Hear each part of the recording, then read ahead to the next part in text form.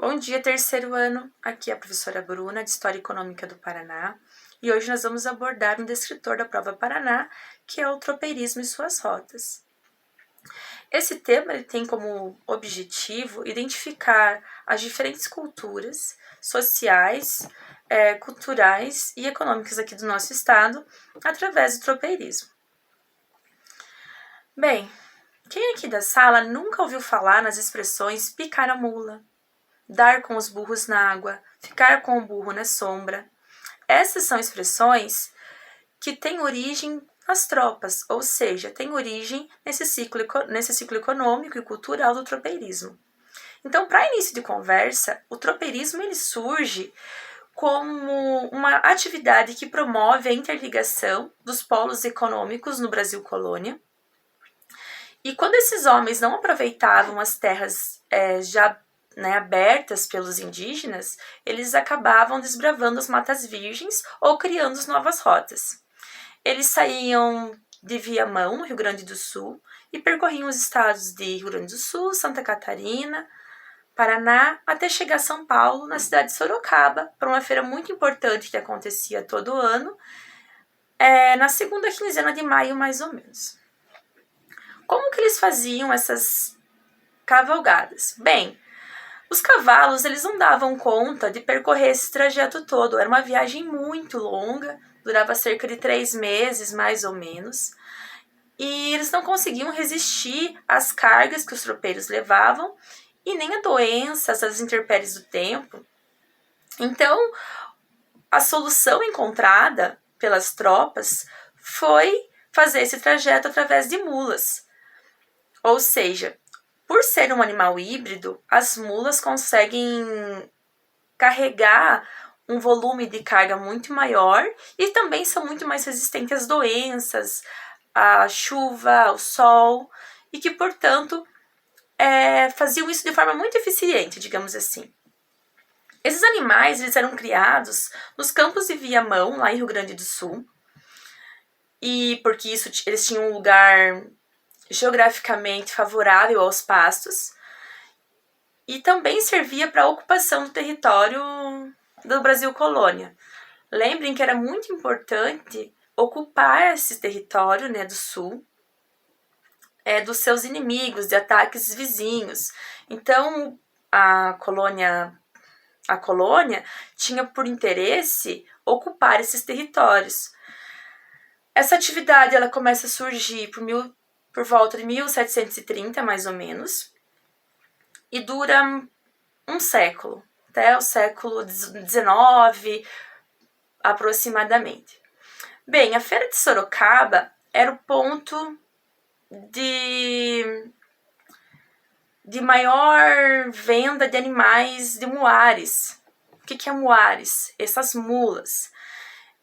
E acontecia toda a quinzena, segunda quinzena de maio, uma vez ao ano. Para que servia essas mulas? As mulas, como paralelamente ocorria no Brasil colônia a mineração, elas serviam para percorrer, transportar mercadorias e também o ouro encontrado em Minas Gerais. Então, os mineiros iam até São Paulo, compravam essas mulas e, na sequência, levavam a Minas Gerais. Só que isso não se restringia a essa atividade de transporte de ouro e da Feira de Sorocaba apenas. Os tropeiros, quando saíam, eles saíam em muitos homens. Eles saíam quase com uma cidade ambulante, digamos assim. E eles, obviamente, não conseguiam fazer isso sem fazer algumas paradas. Portanto, eles percorriam uma quantidade de quilômetros por dia, aproximadamente 36 quilômetros por dia, do nascer do sol ao pôr do sol, e faziam uma parada. Algumas dessas cidades não, na época não eram cidades, eram lugares que acabavam formando pequenos núcleos em torno desses tropeiros, já que eles carregavam com eles mercadorias, tecidos, carne de charque, carne suína, gado. Então, se formava ao redor das paradas dos tropeiros esses núcleos a fim de fazer algumas trocas. Nessas paradas surgiram algumas cidades da nossa região: Palmeira, Jaguariaíva, Sangés, Lapa, Castro, Ponta Grossa, Piraí do Sul, Rio Negro, Balsa Nova e Campo Tenente. Algumas dessas cidades têm alguns museus, né, que contam a história do tropeirismo. Uma delas é Castro e a outra é Lapa. Logo na entrada da cidade você vê um mural muito bonito, que é de Poti Lazarotto, que retrata ali um tropeiro, né, com a mula mãe, puxando o restante da tropa. E em Castro, quem tiver oportunidade, também temos o Museu do Tropeiro. Podemos verificar lá algumas das roupas que eles usavam na época, as selas das mulas, algumas ervas medicinais também que eles usavam durante suas viagens, como, por exemplo, mel, banha, enxofre, cinza de fogão, sebo, cachaça canforada. Lembrem que, para a época, não havia uma saúde pública eficaz e que, portanto, eles se tratavam com o que se dispunha ali naquela região. As ervas medicinais eram muito importantes para esses homens, porque eles se tratavam dessa forma. Precisavam estar munidos, né, de algum tipo de medicamento natural para poder se tratar durante a viagem. Qual a herança do tropeirismo para a nossa região? Bom, a cultura tropeira ela ainda influencia no nosso processo econômico, como rotas turísticas, festas típicas, gastronomia e várias importantes rotas de ligação do estado que promovem as economias locais. Na gastronomia, nós temos o feijão tropeiro, a carne salgada, a farofa de carne seca. Temos também, culturalmente, algumas danças, a música tropeira e duas grandes preciosidades que eram utilizadas pelos tropeiros e até hoje ainda são importantes aqui na nossa região, que é a Estrada da Graciosa e a Estrada do Cerne.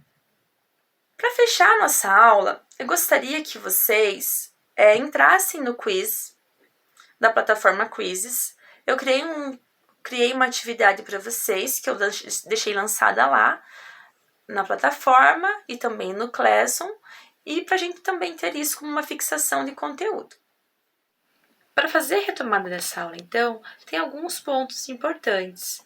E um deles é vocês terem em mente que essas tropas de mulas constituíram uma autêntica infraestrutura na mineração e os tropeiros eram os condutores das tropas e desses animais. Outro ponto também muito importante que vocês devem se lembrar e ficar atentos para a prova Paraná é que as origens das tropas de mulas no período colonial surgiram por esse objetivo. Em segundo lugar, quais foram as rotas de passagem pelo Paraná? Quais foram as cidades que foram originadas pelos tropeiros? Principalmente aqui para a nossa região dos Campos Gerais. As suas paradas, as invernadas, elas garantiram a construção e a formação de pequenos núcleos. Lembrem que as invernadas significam o engorde dessas mulas para chegarem até a feira de Sorocaba já pronta para serem vendidas. Então, por exemplo, se eles paravam em Ponta Grossa, que na época nem recebia esse nome, mas se eles passavam aqui pela região e paravam nas invernadas para o engorde das mulas, eles precisavam ficar um tempo considerável e, portanto, as pessoas ao redor acabavam se reunindo, formando pequenos centros, digamos assim, de troca comercial e mesmo para fornecer abrigo, comida para esses tropeiros, comprar gado também para consumo.